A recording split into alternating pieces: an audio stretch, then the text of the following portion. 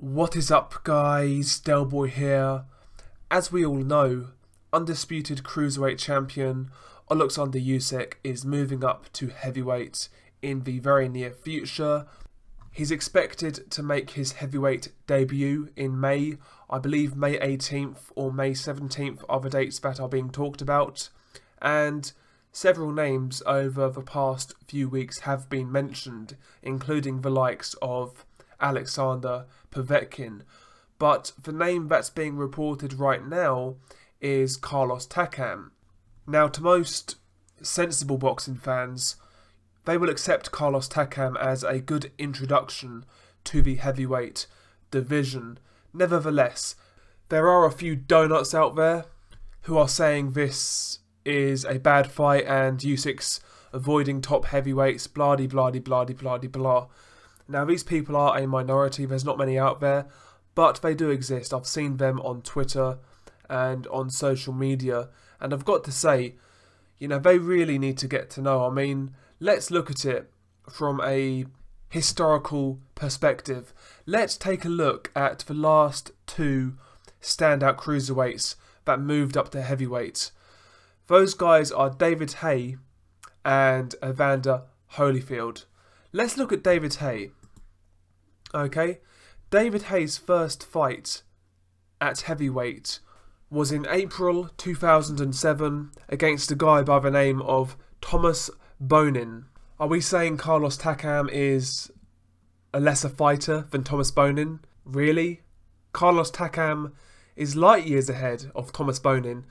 To be fair to David Haye, the Bonin fight was a one-off. After that fight, he went back to cruiserweight to become a world champion. He fought Jean-Marc Mormec and Enzo Maccarinelli. He beat both of those guys to become a unified cruiserweight champion. And after he beat Enzo Maccarinelli, that's when he decided he would move up to heavyweight full time. And that's where his career would lie. And after the Maccarinelli fight, David Haye fought Monty Barrett. And listen, is Carlos Takam a lesser fighter than Monty Barrett? For my money, no. I think Carlos Takam is better than Monty Barrett, and he's certainly better than Thomas Bonin. So, Oleksandr Usyk's first fight at heavyweight is, you know, a level above what David Haye did. Let's look at Evander Holyfield. Some people argue Evander Holyfield is the greatest cruiserweight of all time. It's basically between Holyfield and Oleksandr Usyk. But, you know, Holyfield had a great reputation at cruiserweight. He done great work at cruiserweight, much like Oleksandr Usyk. And who did Evander Holyfield first fight at heavyweight when he moved up? He fought a guy by the name of James Tillis. James Tillis at the time had a record of 38 wins, 13 defeats and 1 draw. James Tillis was a good journeyman. He was the type of guy where, you know, you'd put your prospect in against him or you'd use him as a stay busy fight. But when he stepped up, you know, he lost, basically. I mean, like I said, he had multiple losses before the Holyfield fight. You know, he got knocked out in 5 by Frank Bruno. He got knocked out in 1 round by Tim Witherspoon. He got knocked out against Greg Page, Pinkland Thomas. You know, he got beat by prospects at the time like Marvis Fraser and Mike Williams. Mike Williams knocked him out.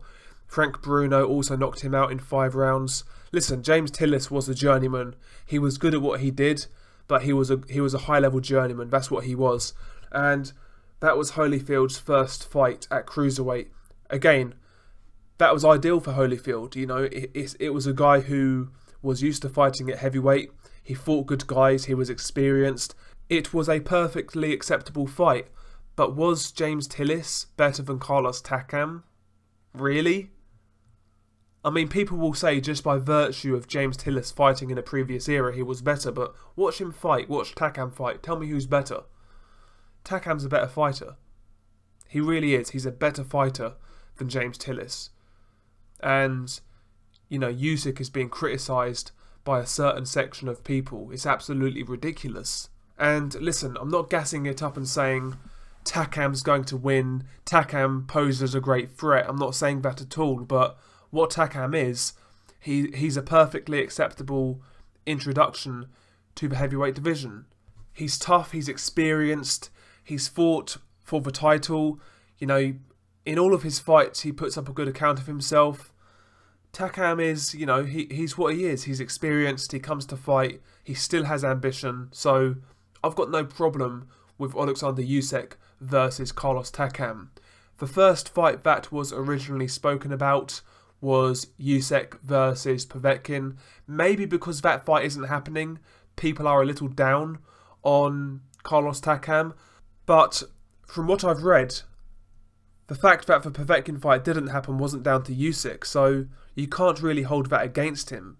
And listen, like I said, historically, I mean, if you compare it to guys like David Haye and Evander Holyfield, Takam is an acceptable first fight at heavyweight for Oleksandr Usyk. He really is. And yeah, I just don't get the criticism for this fight. I think it's acceptable.